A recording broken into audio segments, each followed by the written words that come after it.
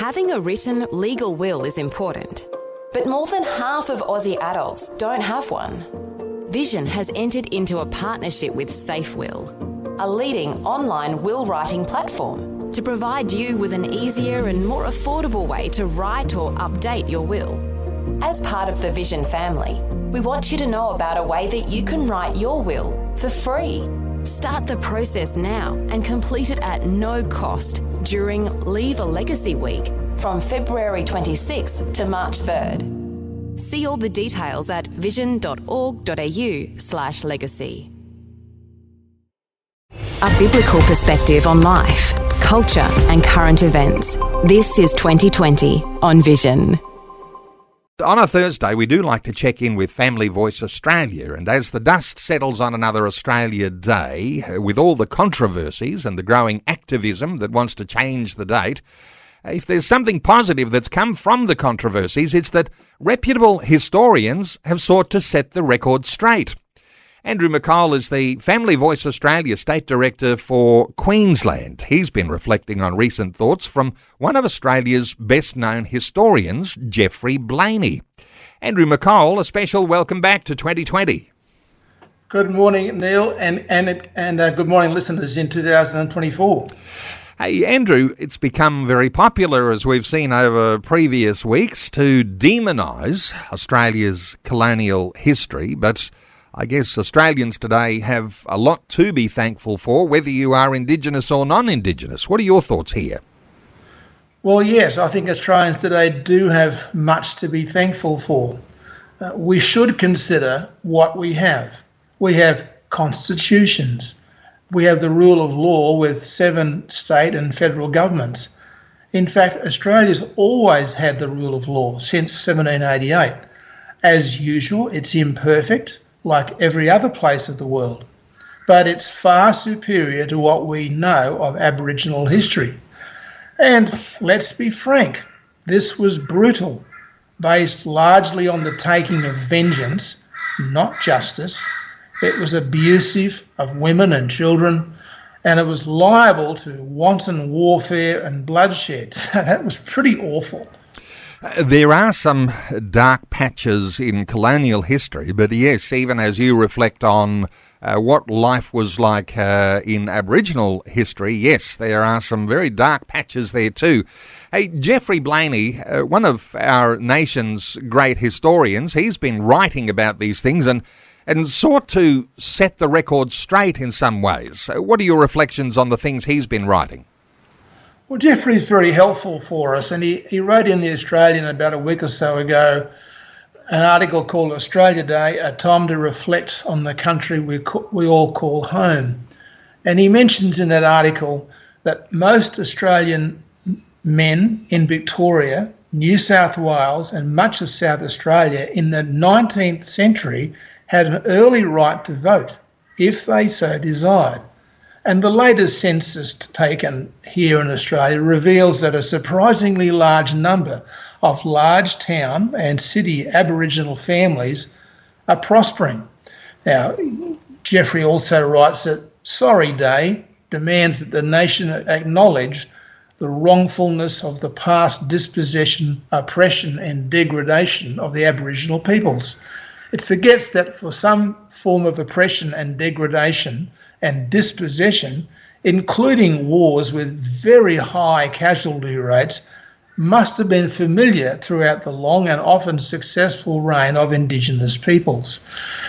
Now, so we don't doubt the fact every nation has its parts of its history that are embarrassing and not bright. That's just a fact of human nature, because human nature itself is imperfect. But what we do find is that after the first fleet, only 8 days after the Botany Bay landing in 1788, the Reverend Richard Johnson addressed the new settlement. And his listeners, and of course they were mainly convicts, had all travelled for 7 months by ship to get there. And he chose as his text Psalm 116 verse 12, which says, "What shall I render unto the Lord for all his benefits toward me? Now, this was an extremely optimistic text for Johnson, but he chose it. He knew many of his listeners, but little of his new surroundings. But he knew that there was a future here for the settlers, though it would be a tough start for them.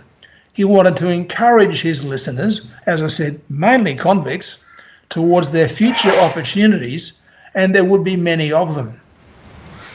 You know, little did they know at that time, Neil, how the new Australian settlement would quickly get its roots down. Yes, the early years of settlement were very tough. These were starving periods when there was more demand for food than could be supplied. But even with a quickly growing population, it became self-supporting in food in under 12 years. And Australia's far better for everyone now than it was then.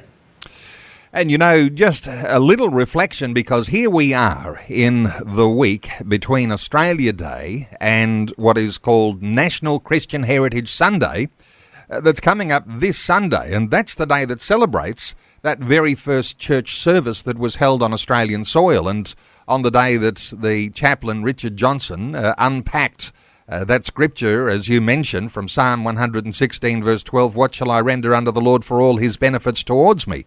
And so National Christian Heritage Sunday, it's becoming part of the institution of Australian life.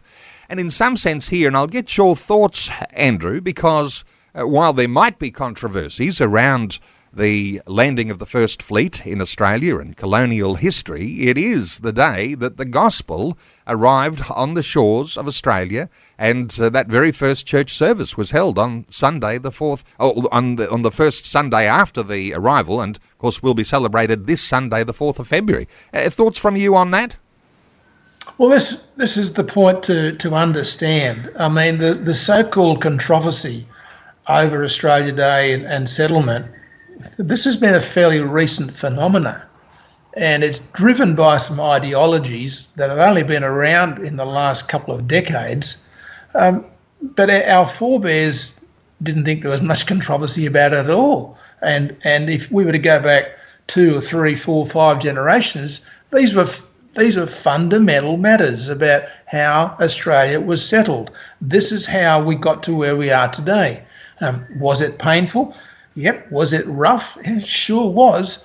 But nonetheless, that's where we started from. So I think we have to try and get this supposed controversy in some context. It's only been a fairly recent phenomena that people have started complaining about Australia Day as if there's something dreadful that took place. Frankly, I don't think there was anything dreadful that took place at all. We were settled. We had the rule of law. We have democracy. We have a lot of things in Australia that lots of people have come here for. And as I was about to say, Neil, did you know that the first Australian wool export to England was by Johnson's successor, who was Samuel Marsden? Marsden was an enterprising and successful preacher and farmer. So he got busy when he got here. And yes, he preached the gospel, and yes, he farmed and bred sheep and sent wool to England to sell. So, hey, let's sort of get ourselves a rather more sensible view, in my opinion, about Australian history. Of course, there are blemishes and blots, but at the same time, there are amazing things that have taken place, and most of Australian history is actually positive and something to be proud of. So you have the Indigenous Australians, or First Nations people, as they do like to call themselves, and then you've got the colonial Australians and those who've descended from those who arrived on the first fleet and have been here since then. Then you've got the migrant population that's come here over the past 200 and plus 30-odd years and come from all over. And this is your history, isn't it? That your father and mother, they were migrants? Well, my father was born in Australia, and so was his father. Sorry. But my mother had married my dad after the war in 1945 over in England, and he brought his new wife out. to Australia. He was a farmer, an Australian farmer, and she made Australia her home. Now, once again, it wasn't easy. When Dad and Mum moved into their first house, this is in country New South Wales, she had, if she wanted to cook anything, she'd have to light the fire. That is a physical U-Butte garden variety fire in the oven, in the kitchen, at home. That's where things were at 78 years ago. So we realised that Australia's come a long way since then. It's come an awful long way since 1788.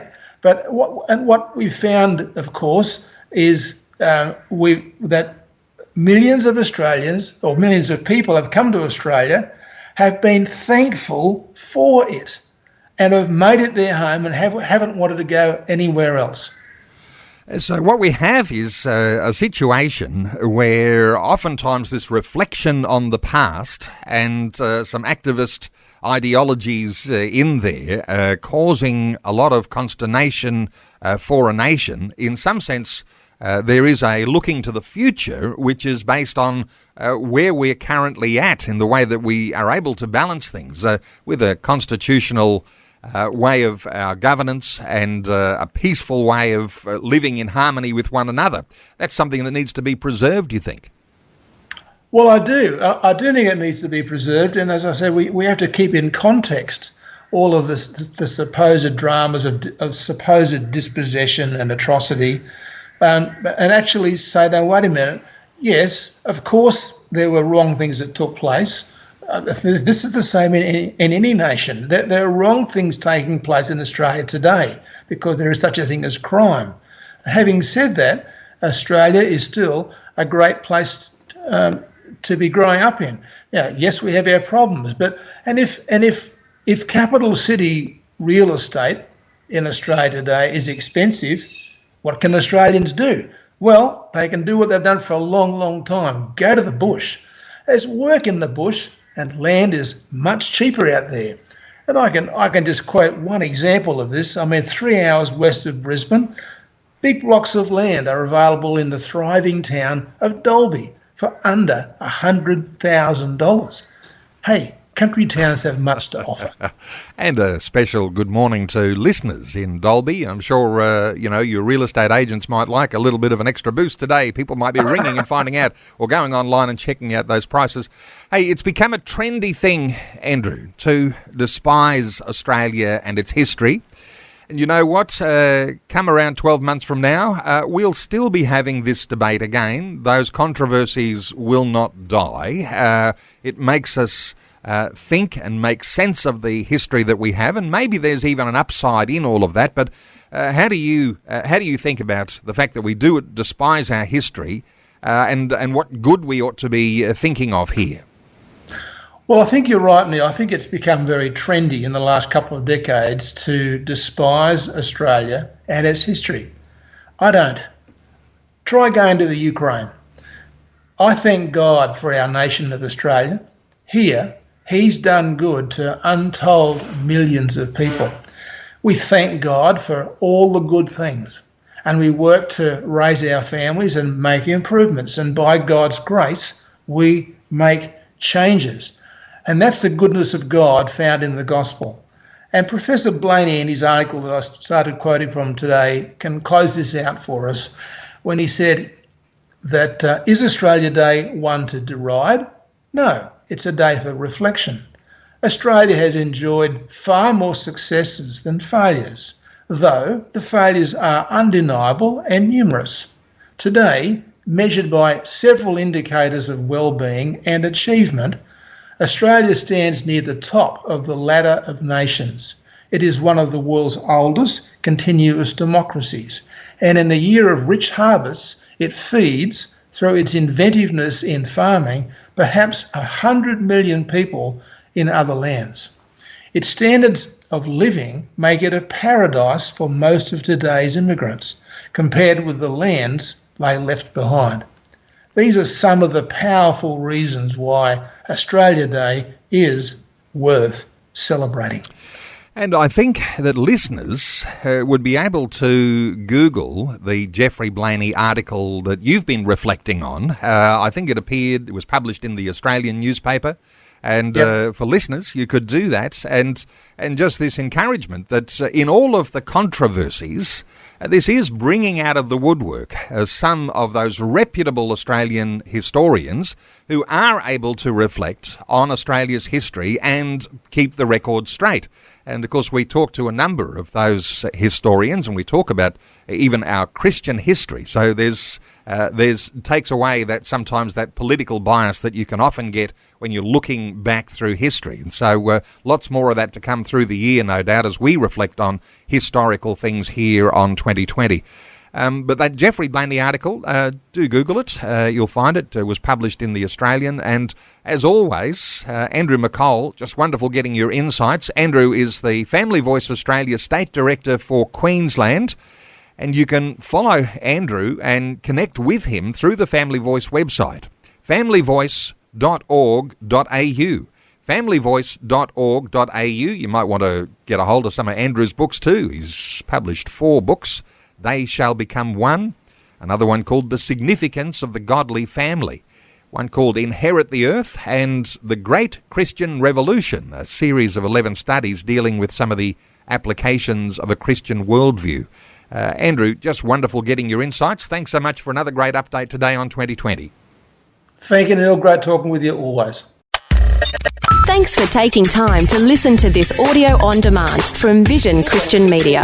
To find out more about us, go to vision.org.au.